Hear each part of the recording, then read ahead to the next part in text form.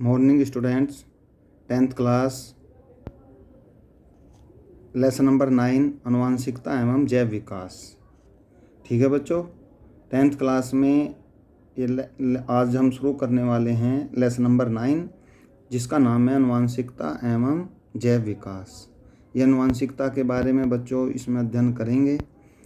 पिछले अभ्यास में हमने अध्ययन किया था कि किस प्रकार जनन तंत्र के द्वारा संतानें जन्म लेती हैं और वो किस प्रकार अपने माता पिताओं से समानता रखती हैं, कुछ भिन्नताएं रखती हैं। इन सभी चीज़ों का अध्ययन हम पिछले अभ्यास में पढ़ चुके हैं। किंतु ये समानताएं, माता पिता की संतानों के साथ समानताएं और विभिन्नताएं, उनके कारण क्या हैं, ये इस अभ्यास के अंदर समझा जाएगा, जिसका नाम है आनुवांशिकता एवं जैव विकास। क्या जीवों का विकास, जैव विकास का मतलब है क्या जीवों का विकास पिछले हजारों वर्षों से, करोड़ों वर्षों से, लाखों वर्षों से हो रहा है और कुछ ऐसा भी प्रोसेस है कि वो आगे भी होता रहेगा, जिसमें जैव विकास के माध्यम से वैज्ञानिकों ने समझाया कि प्रत्येक जीव अपनी जैसी संतानें पैदा करने के लिए सक्षम होते हैं और उनमें हमेशा विकास की जो प्रक्रिया है वो सतत रहती है, लगातार रहती है, निरंतर चलती रहती है। तो इस अभ्यास के अंदर आप बच्चे पढ़ेंगे कि क्या मनुष्य का आगे भी विकास होगा। इन सभी चीज़ों की जानकारी इसमें आपको दी जाएगी। माता पिता से लक्षणों में समानताएं और असमानताएं क्यों होती हैं, ये सभी आपको बताया जाएगा। समानता होती हैं तो उनके क्या कारण हैं, विभिन्नताएं होती हैं तो बच्चों उनके क्या कारण हैं। इस अभ्यास में हम इन सभी चीज़ों का अध्ययन करने वाले हैं, जिसका नाम है आनुवांशिकता। आनुवांशिकता की खोज किस वैज्ञानिक ने की थी, उसने कौन कौन से सिद्धांतों का प्रतिपादन किया और बताया कि किस प्रकार माता पिता से संतानें मिलती जुलती हैं, कुछ समानताएं होती हैं और कुछ विभिन्नताएं होती हैं। ये सभी चीज़ों की जानकारी इसमें दी जाएगी। शुरू करते हैं बच्चों। हमने देखा है कि जनन प्रक्रमों द्वारा नए जीव उत्पन्न होते हैं, जो जनक के समान होते हैं तथा कुछ भिन्न होते हैं। ये सब आपको बच्चों बता दिया गया। अलैंगिक जनन के द्वारा जनन आपने पिछले अभ्यास में पढ़ चुके हैं, 2 प्रकार के होते हैं। अलैंगिक जनन, जिसको इंग्लिश में एसेक्सुअल रिप्रोडक्शन कहते हैं। लैंगिक जनन, जिसको बच्चों सेक्सुअल रिप्रोडक्शन कहा जाता है। एसेक्सुअल रिप्रोडक्शन में बहुत कुछ समानताएं होती हैं। एसेक्सुअल रिप्रोडक्शन में क्योंकि जनन अंग भाग नहीं लेते हैं बच्चों, तो उसमें जो पेरेंट्स हैं उनसे उत्पन्न जो संतानें हैं वो बहुत ही अधिक सिमिलरिटीज़ रखती हैं, समानताएं रखती हैं। किंतु उनमें भी कुछ मामूली विभिन्नताएं आ जाती हैं। तो वो कैसे आती हैं, इस चीज़ की जानकारी हमको करनी है। अधिकतम संख्या में सफल विभिन्नताएं लैंगिक प्रजनन द्वारा ही प्राप्त होती हैं। और जो लैंगिक जनन के द्वारा उत्पन्न संतानें होती हैं बच्चों, उनमें समानताएं भी होती हैं और विभिन्नताएं भी उतनी ही अधिक होती हैं। हम देखते हैं कि गन्ने के खेत का हम अवलोकन करते हैं और ये देखते हैं कि व्यक्तिगत पौधों में बहुत कम भिन्नताएं दिखाई देती हैं, समानताएं दिखाई देती हैं।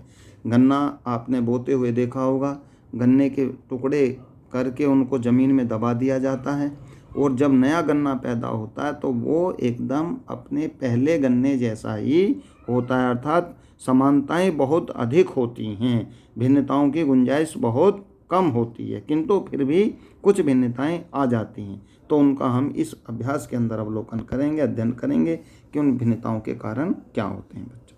जनन के दौरान विभिन्नता का संचयन। एक मैं आपको एग्जाम्पल और बताता हूँ। आपने देखा होगा गुलाब की जो ब्रांच होती है, शाखा होती है, गुलाब का पौधा है, उसकी हम टहनी को हम काट करके अगर ज़मीन में दबा दें तो अनुकूल परिस्थितियों में पौधा जो है, जैसा गुलाब का पौधा होता है ऐसा ही वो शाखा, वो ब्रांच, वो जो टहनी हमने काट करके लगाई है वो भी उसी प्रकार का पौधा तैयार हो जाता है। उसमें बिल्कुल भी भिन्नताएं नहीं होती, समानताएं होती हैं।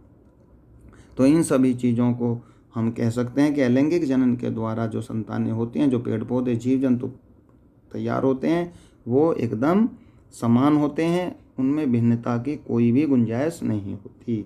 किंतु लैंगिक जनन के द्वारा उत्पन्न जो पौधे हैं उनमें समानताएं होती हैं और भिन्नताएं भी उतनी ही अधिक होती हैं। नेक्स्ट पॉइंट है बच्चों, जनन के दौरान भिन्नताओं का संचयन। जब जनन होता है तो भिन्नताएं कैसे इकट्ठा होती हैं। पूर्ववर्ती पीढ़ी का मतलब होता है पेरेंट्स में वंशागति संतति को एक आधारिक शारीरिक डिजाइन एवं कुछ भिन्नताएं प्राप्त होती हैं। अब जरा सोचिए कि इस नई पीढ़ी के जन्म का क्या परिणाम होगा। दूसरी पीढ़ी में पहली पीढ़ी से आहरित विभिन्नताएं एवं कुछ नई विभिन्नताएं उत्पन्न होती हैं। तो ये बच्चों ऐसे ही होता है जैसे मैंने आपको बताया कि पेरेंट्स से जो लैंगिक जनन के द्वारा संतानें पैदा होती हैं, उनके कुछ भिन्नताएं उस पीढ़ी में आ जाती हैं, प्रथम पीढ़ी में। किंतु प्रथम पीढ़ी में के द्वारा जब संतानें पैदा होती हैं तो कुछ भिन्नताएं पिछली और कुछ भिन्नताएं उनकी पीढ़ी में आ जाती हैं, और ये भिन्नताएं पीढ़ी दर पीढ़ी इसी प्रकार से बढ़ती चली जाती हैं। जैसा कि आप चित्र में देख रहे हैं बच्चों कि पेरेंट्स हैं, 2 हैं, कुछ भिन्नताएं हैं। आप देख रहे हैं यहाँ पर भिन्नता आपको दिखाई दे रही हैं, फिर यही भिन्नता आगे बढ़ी और इसमें जो है अंतर आ गया। तो इस तरीके से पीढ़ी दर पीढ़ी जब हम एक जीव का अध्ययन करते हैं तो पता चलता है कि कुछ भिन्नताएं पहली पीढ़ी में, कुछ दूसरी में, कुछ तीसरी में, इसी प्रकार वो भिन्नताएं जो हैं आगे बढ़ती हुई चली जाती हैं, और ये भिन्नताएं उन जीवों के लक्षणों में या गुणों में परिवर्तित हो जाती हैं, जिसको हम विकास कहते हैं। ये इन्हीं विभिन्नताओं के द्वारा, इन्हीं वेरिएशन के द्वारा नई जातियों की उत्पत्ति होती है। किंतु ये वेरिएशन आते कहाँ से हैं, इसको आपको समझना है। जैसा कि अलैंगिक जनन में होता है, यदि एक जीवाणु विभाजित होता है तो परिणामतः 2 जीवाणु उत्पन्न होते हैं, जो पुनः विभाजित होकर 4 जीवाणु उत्पन्न करते हैं। 1 से 2 बनते हैं बच्चों, 2 से 4 बनते हैं। समानताएं बहुत अधिक होती हैं, आपस में बहुत कम अंतर होता है। डीएनए प्रतिकृति के समय न्यून त्रुटियों के कारण उत्पन्न हुई होंगी, परंतु यदि लैंगिक जनन होता है तो विविधताएं अपेक्षाकृत और अधिक हो जाती हैं। ये अभी आपको बताया गया था कि इस प्रकार पीढ़ी दर पीढ़ी विभिन्नताएं चली जाती हैं। क्या किसी स्पीशीज में इन सभी विभिन्नताओं के साथ अपने अस्तित्व में रहने की संभावना एक समान है? निश्चित रूप से नहीं।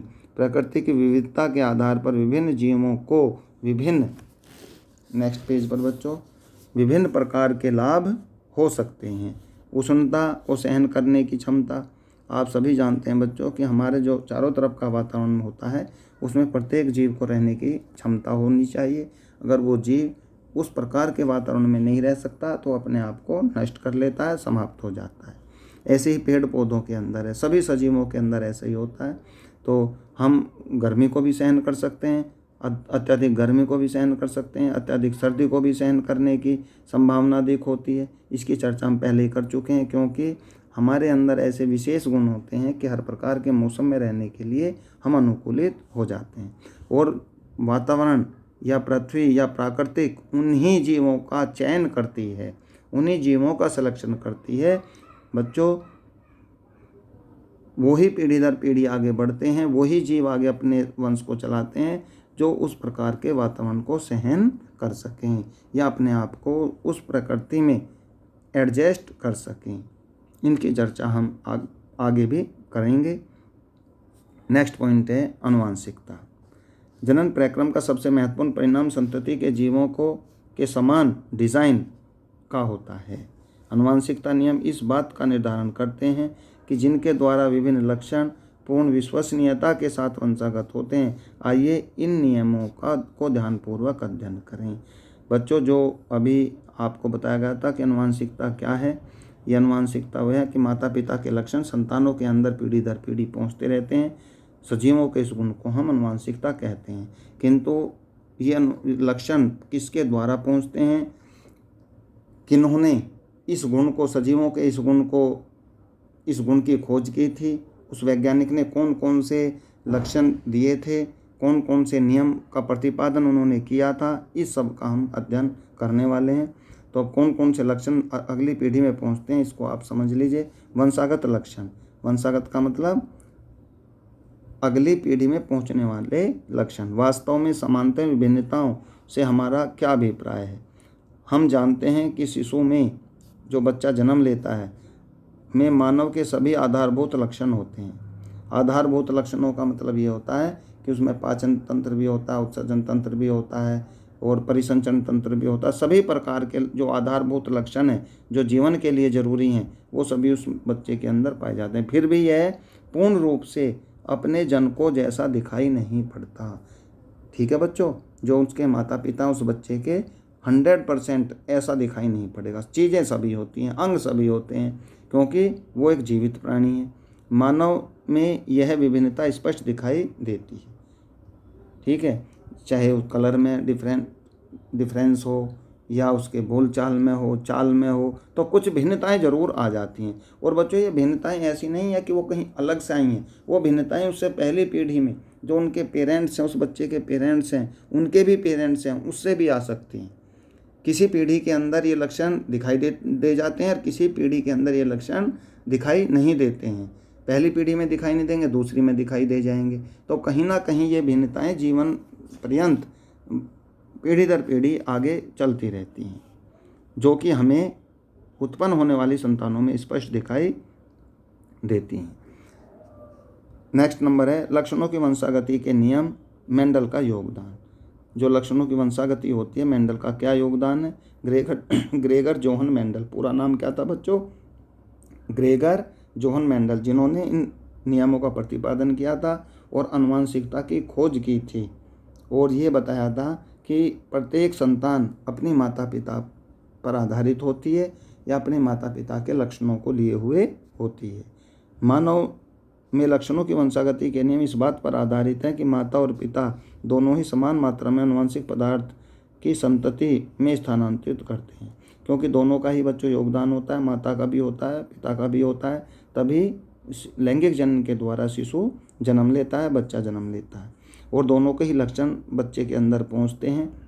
पैदा होने वाली संतानें लड़का हो या लड़की हो, इसका प्रभाव नहीं पड़ता। बस ये है कि माता के भी लक्षण होंगे और पिता के भी लक्षण होंगे। इसका अर्थ यह है कि प्रत्येक लक्षण पिता और माता के डीएनए से प्रभावित हो सकते हैं। अतः प्रत्येक लक्षण के लिए प्रत्येक संतति में 2 विकल्प होंगे। फिर संतान में कौन सा लक्षण परिलक्षित होगा। मेंडल ने इस प्रकार की वंशागति के कुछ मुख्य नियम प्रस्तुत किए हैं। उन प्रयोगों के बारे में जानना अत्यंत रोचक होगा जो उसने लगभग 1 शताब्दी से भी पहले किए थे। अर्थात 100 वर्षों से भी पहले जो लक्षण उन्होंने दिए आज भी उनको ही मान्य किया गया है। और वो कौन कौन से नियम हैं आगे हम उनकी चर्चा करने वाले हैं, अध्ययन करने वाले हैं। बच्चों आप देख रहे हैं ग्रेगर जॉन मेंडल, जिन्होंने आनुवंशिकता का जो है खोज की थी। और आप जानते हैं कि मेंडल अधिक पढ़े लिखे नहीं थे। गिरजाघर के अंदर ही एक पादरी, साधु की तरह जो व्यक्ति होता है, पादरी की तरह काम करते थे। और वहीं पर रह कर के इन्होंने अपना अध्ययन जारी रखा। और अध्ययन के साथ साथ वहीं उन्होंने जो है इस अपने बगीचे के अंदर पेड़ पौधों को लगाते हुए या पेड़ पौधों में ध्यान देते हुए इस चीज़ की खोज की कि किस प्रकार जो पेड़ पौधे हम अपने बगीचे में तैयार करते हैं, बोते हैं, उनसे उनके जैसे ही पेड़ पौधे तैयार हो जाते हैं। तो अपने प्रैक्टिकल करने के लिए, अपने प्रयोग करने के लिए मेंडल ने मटर के पौधे को चुना था। और मटर के पौधे पर इन्होंने ये सभी आनुवंशिकता के लक्षण दिए थे। आप जानते हैं कि मटर को हर व्यक्ति सब्जी के लिए प्रयोग करते हैं और सब अपने बगीचों में, अपने खेतों में, अपने इधर उधर जो हैं जहाँ ज़मीन खाली होती हैं बो लेते हैं। ऐसे ही मेंडल भी उस गिरजाघर के अंदर मटर की खेती करते हुए, मटर को बोते हुए उन्होंने देखा कि अचानक अलग अलग प्रकार के पौधे, फूलों वाले पौधे कैसे जो हैं पैदा हो गए। कि हमने तो सिर्फ आपने देखा होगा कि मटर के अंदर नीले पुष्प भी आते हैं, वाइट भी आते हैं, पिंक भी आते हैं, किंतु अगर आप उसको बोएंगे तो एक तरीके के बीज हम बोते हैं, किंतु जब वो पैदा होते हैं तो उसमें अलग अलग तरीके के फूल उसको दिखाई दिए। यही उनका आधार था। यहीं से उन्होंने जो है खोज की कि वास्तव में इस तरीके के जो लक्षण पहली पीढ़ी में दिखाई नहीं देते वो दूसरी पीढ़ी में दिखाई देते हैं, किंतु लक्षण दिखाई अवश्य देते हैं। ये उन्होंने इसमें खोज किया था। तो इसको आप समझ लीजिए। मेंडल ने मटर के पौधे के अनेक विपर्यायी लक्षणों का अध्ययन किया। विपर्यायी का मतलब विपरीत, जो उनको स्थूल रूप से दिखाई देते थे। उदाहरणतः गोल झुर्रीदार बीज, लंबे बौनेपन पौधे, सफ़ेद बैंगनी फूल इत्यादि। बच्चों जब तुम क्लास में होगे तो इसको और अच्छे ढंग से समझा दिया जाएगा। और इस तरीके से उन्होंने इन बीजों को इकट्ठा करके पहली पीढ़ी में, जब दूसरी पीढ़ी में इनको तैयार किया, इनको बोया, तो जब पौधे तैयार हुए तो इस प्रकार से ये हमें चार्ट दिखाई दिया कि कुछ पौधे लंबे थे, कुछ पौधे बौने थे, कुछ पौधे संकर थे, मिश्रित थे। इस तरीके के ये लक्षण हमें दिखाई दिए, जो इस बात को सिद्ध करते हैं कि वास्तव में प्रथम पीढ़ी में जो लक्षण दिखाई नहीं दिया वो दूसरी पीढ़ी में लक्षण जरूर दिखाई देता है, और दूसरी में जो दिखाई नहीं देता वो तीसरी में भी दिखाई दे सकता है। माता पिता में जो लक्षण दिखाई नहीं देता है वो उनकी संतानों में दिखाई दे सकता है। जो संतानों में पहली पीढ़ी में दिखाई नहीं देगा वो लक्षण उनसे अगली पीढ़ी में भी दिखाई दे सकता है। ये सभी जो हैं उन्होंने बताया, और इनका नाम दिया कि पहला नियम प्रभाविकता का नियम, पहला नियम जो बच्चों दिया प्रभाविकता का नियम, दूसरा पृथक्करण का नियम, तीसरा स्वतंत्र अपवहन का नियम। इस तरीके से 3 लक्षणों का उन्होंने जो है 3 लक्षण दिए कि नंबर 1 प्रभाविकता का नियम, जिसको इंग्लिश में लॉ ऑफ डोमिनेंस कहते हैं। नंबर 2 पृथक्करण का नियम, लॉ ऑफ सेग्रीगेशन कहते हैं। नंबर 3 स्वतंत्र अपवहन का नियम, इंडिपेंडेंट असॉर्टमेंट ऑफ लॉ। ठीक है बच्चों, स्वतंत्र अपवहन का नियम अर्थात लॉ ऑफ इंडिपेंडेंट असॉर्टमेंट। इस तरीके से 3 नियमों का प्रतिपादन ग्रेगर जोहन मेंडल ने किया था। थोड़ा सा मैं इसमें आपको बता दूं कि जिस तरह नंबर 1 प्रभाविकता का नियम क्या होता है बच्चों। प्रभाविकता का नियम है कि प्रथम पीढ़ी में सिर्फ प्रभावी लक्षण ही दिखाई देंगे।